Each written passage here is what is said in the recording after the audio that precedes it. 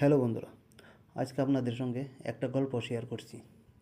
রফিক মিয়া নামের এক ব্যক্তির গল্প। গল্পটার নাম হচ্ছে এক মুঠো ভাত। আসেন শুরু করি। যদি ভিডিওটা ভালো লাগে কিন্তু অবশ্যই শেয়ার করে দিবেন, তাকে সবাই জানি এই ভিডিওটা দেখে কিছু একটু শিক্ষিত হতে পারে। চলেন। রাত তখন প্রায় 11টা। বাজারের সব দোকান বন্ধ। রাস্তার বাতিগুলো আধো আলো ছড়িয়ে দিচ্ছে। রফিক মিয়া রিক্সা ঠেলতে ঠেলতে বাসার পথে ফিরছিল।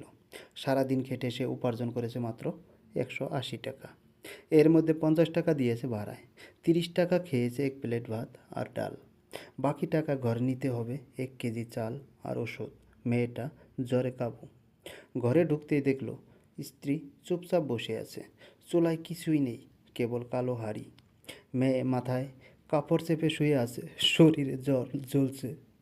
রফিকের বুক কেঁপে উঠল। সে পকেট থেকে টাকা বের করে স্ত্রীর হাতে দিল। রফিক কিছুক্ষণ চুপ করে রইল। তারপর এক মুঠো চাল তুলে স্ত্রীর হাতে দিয়ে বলল, এইটা দিয়ে ভাত রান্না করো, আল্লাহ দেবে আরও। সেই রাতে রফিক নিজের জন্য কিছুই খেলো না।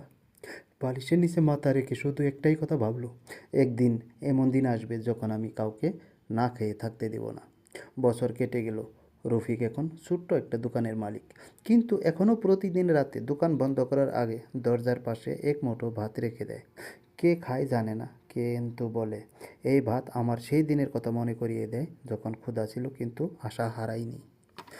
তো আশা করি এই গল্পটা আপনাদেরকে অনেক ভালো লাগলো। গল্প থেকে কী শিখতে পেলেন একটু বলবেন। যেটা আমি জানি, কষ্ট যতই হোক মানুষ যদি আশা না হারায় তবে একদিন সে কষ্টই তাকে সফলতার পথে নিয়ে যায়। রফিকের মতো মানুষই প্রমাণ করে এই রকম কথা।